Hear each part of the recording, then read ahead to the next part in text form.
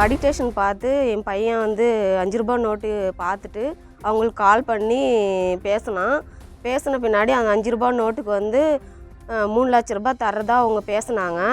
3 லட்ச ரூபா தரனா அந்த 5 ரூபா நோட்டு வந்து நீங்கள் வாட்ஸ்அப்பில் அனுப்பிச்சி விடுங்கன்னு சொன்னாங்க. அனுப்பிச்சி விட்ட பின்னாடி வந்து 1200 நாங்கள் பில் பண்ணோம், நீங்கள் அதுக்கு 1200 அனுப்பிச்சி விடுங்கன்னு சொன்னாங்க.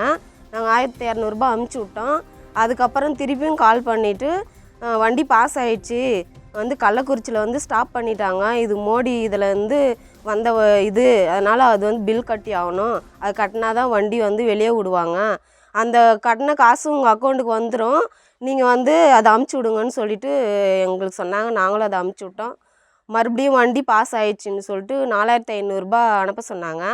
4500 அமுச்சு விட்டோம். அதுக்கப்புறம் திருப்பி ஃபோன் பண்ணி பேசுனதா இங்கே வந்துடுச்சு அங்கே வந்துடுச்சுன்னே சொல்லிவிட்டு திருப்பியும் காலையில் வந்து ஃபோனே எடுக்கவே இல்லை, சுவிட்ச் ஆஃபில் இருந்துச்சு. அதுக்கப்புறம் ஃபோன் பண்ணால் நாங்கள் எத்தனை வாட்டி பண்ணி பார்த்தாலும் சுவிட்ச் ஆஃப்லேயே இருந்தது. அதுக்கப்புறம் நாங்கள் எஸ்பி ஆஃபீஸ்க்கு போயிட்டு நாங்கள் வந்து கம்ப்ளைண்ட் பண்ணோம்.